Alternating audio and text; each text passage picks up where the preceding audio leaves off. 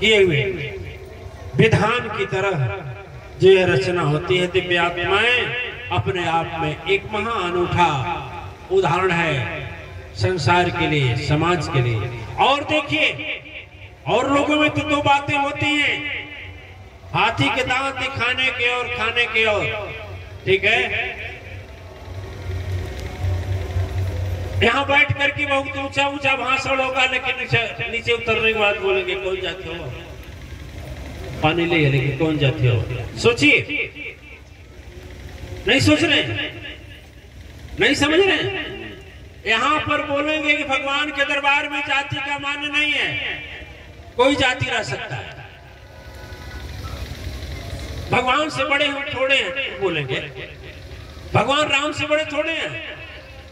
जी थे जटायु जी, उनके यहाँ पहुंचे, सेवरी शूद्र थी, उनके यहाँ पहुंचे, इसलिए हमें क्या स्वीकार करने में इतराज नहीं है। लेकिन जब उतरेंगे और पानी बोलेंगे जल लाना, तो पूछेंगे कौन ज्यादा रोटी।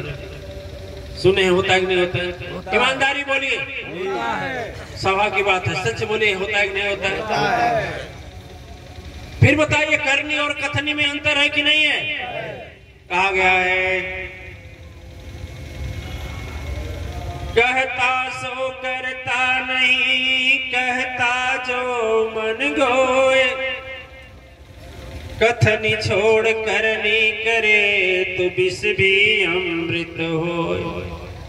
दिव्य आत्माएं, जो लोग परम शक्ति सत्ता का दीदार कर चुके हैं, साक्षात्कार कर चुके हैं, उस परम शक्ति सत्ता के ऊर्जा को महसूस कर चुके हैं, उनके हृदय में कोई भेद नहीं है, न गरीब का, न अमीर का, न सुंदर का, न कुरूप का, न लाभ का, न लोभ का, न तो उनका, न तो अमीर से, न गरीब से, न छोटा से, न बड़ा से। लेकिन जो लोग अभी अधिक कचरे में पड़े हैं, न इधर के हैं न उधर के हैं, जो लोग कचरे में पड़े हैं, दिव्य आत्माएं उनका कभी न यहाँ शांति रहती है, न शरीर छोड़ने के बाद वहां शांति रहती है।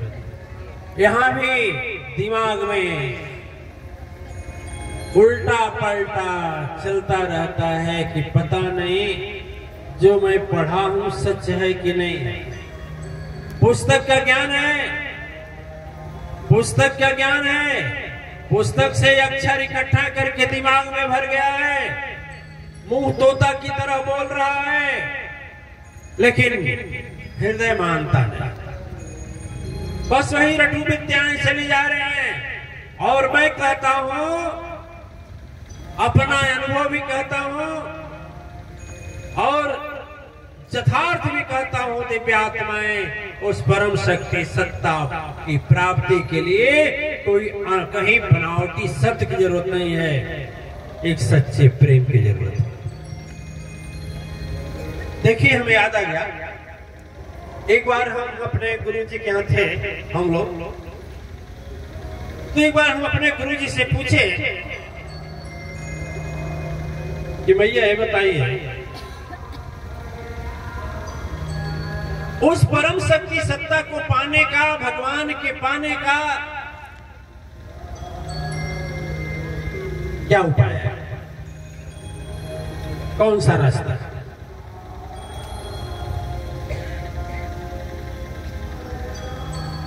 मां कुछ बोली नहीं। बड़ा विचित्र था, सदगुरु का उपदेश बड़ा विचित्र होता है। सदगुरु का उपदेश कुछ अपने कर्म करके होता है, कुछ आपको कर्म में रख करके होता है, और कुछ ऐसा होता है कि सदगुरु की वाणी का कोई अर्थ नहीं लगा पाता और ना ही तो उनके महत्व को समझ पाता। कुछ बोली नहीं, भविष्य में, भविष्य गर्भ में रह गया प्रश्न का उत्तर। हमें बोली 2-3 दिन बाद, बोली कि ऐसा करो कि कल तुम 10 बजे चले जाओ यहाँ से, ठीक 2 किलोमीटर जाना, और 2 किलोमीटर जहां पूरा हो, घड़ी टाइम 15 मिनट में तुम्हें जाना है, और जहां पूरा होगा 2 किलोमीटर वहीं रुक जाना है। भाई आप लोग तो आप जाने, हम लोग तो आज भी सदगुरु के अनुशासन ऐसे बंधे हैं, ठीक है ना। बैठकर बोलो तो बैठकर बोलना है, खड़ा होकर बोलो तो खड़ा होकर बोलना है, गद्दा लगा कर बोलो तो गद्दा लगा कर बोलना। ये नहीं है कि आदेश के एक अंश से आगे पीछे चले जाएं, हमारे पास हिम्मत नहीं है। क्योंकि मैं जो भी पाया हूं अपने सदगुरु की कृपा से पाया हूं और किसी से नहीं पाया। तो